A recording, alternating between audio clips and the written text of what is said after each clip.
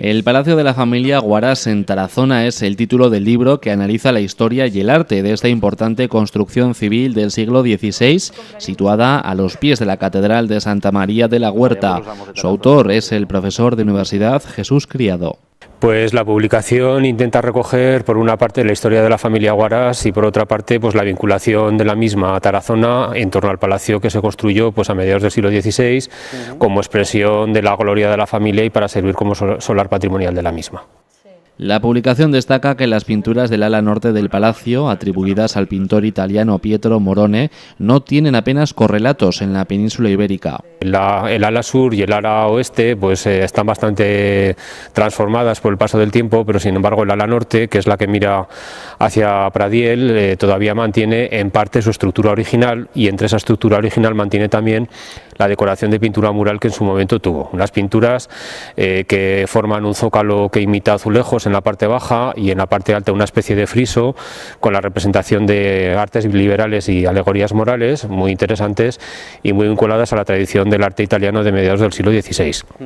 Que son obra del pintor Pietro Morone, pensamos al menos que deben atribuirse a él, un artista que trabajó en Tarazona a partir de 1550 y hasta avanzada la década de 1570 y que es el responsable pues de la transformación en clave renacentista de algunos de los principales monumentos de la ciudad.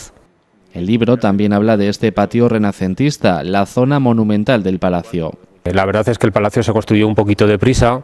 entre 1559 y 1562, y de todo él la única parte verdaderamente monumental pues es el patio, que quizás fue la primera parte estructurada y en torno a la que se articularon después los otros elementos. El patio pues es una solución típica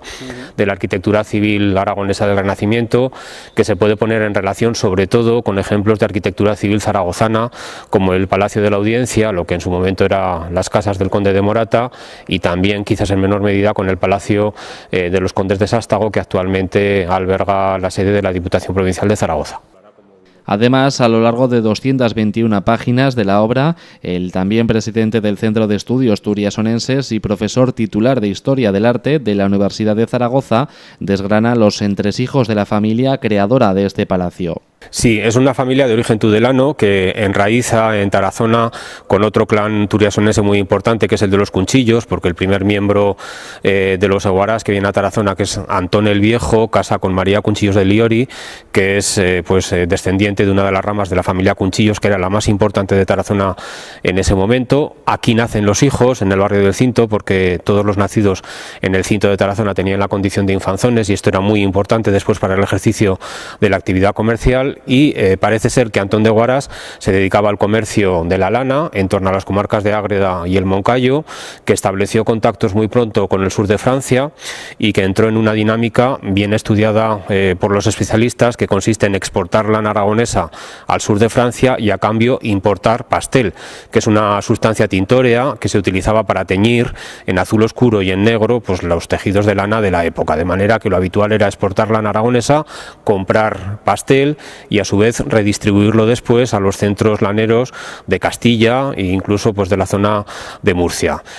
Antonio de Guarás, el constructor del palacio, vivía en Londres, allí estaba en el año 1540 y permaneció allí hasta 1577 aproximadamente, y actuaba como agente de su padre primero y de su hermano después en las Islas Británicas para introducir este producto, el pastel, mientras que Gombal de Guarás tenía su residencia casi permanente en Toulouse, que era la capital europea del comercio de este producto, de manera que los dos hermanos más vinculados al palacio en realidad vivieron muy poquito en él, y fue la esposa de Antonio de Guarás, Jerónima Pasquier, quien en realidad hizo aquí residencia efectiva pues desde que contrajo nupcias en el año 1558 hasta que murió en 1592.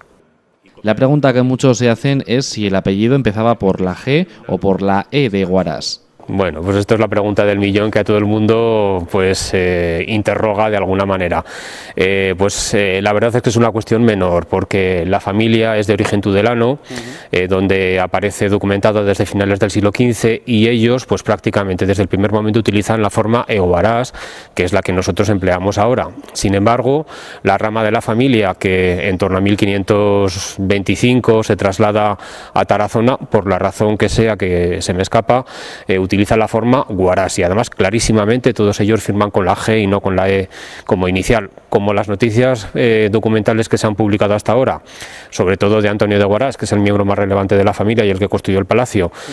todas se refieren a Huaraz y no a Eguaraz, pues hubiera sido absurdo utilizar la forma Eguaraz, porque las personas que ya han trabajado sobre este personaje no encontrarían en la red o incluso en la bibliografía la referencia al libro que ahora sale a la luz.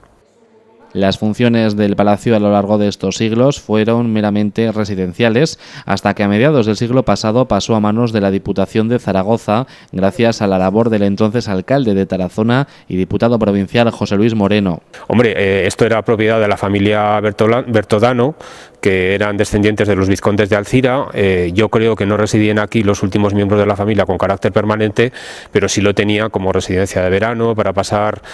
temporadas de forma eventual, etcétera. Es que en este caso se puede decir que la función básicamente ha sido la residencial, porque el palacio se construyó con esa finalidad, como te decía antes, también para servir como solar patrimonial a la familia.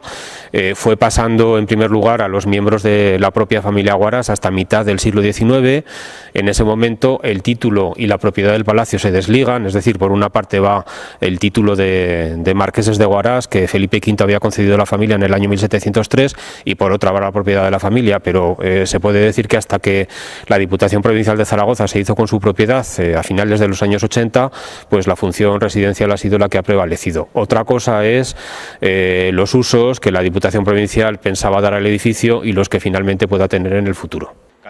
Los ejemplares del libro pueden adquirirse por 17 euros en las librerías de Tarazona y Zaragoza, en la sede de la Fundación o a través de su tienda online. También estarán disponibles en la próxima Feria del Libro de Tarazona, que tendrá lugar este viernes 23 de abril en el Parque de Pradiel, si las condiciones climatológicas lo permiten.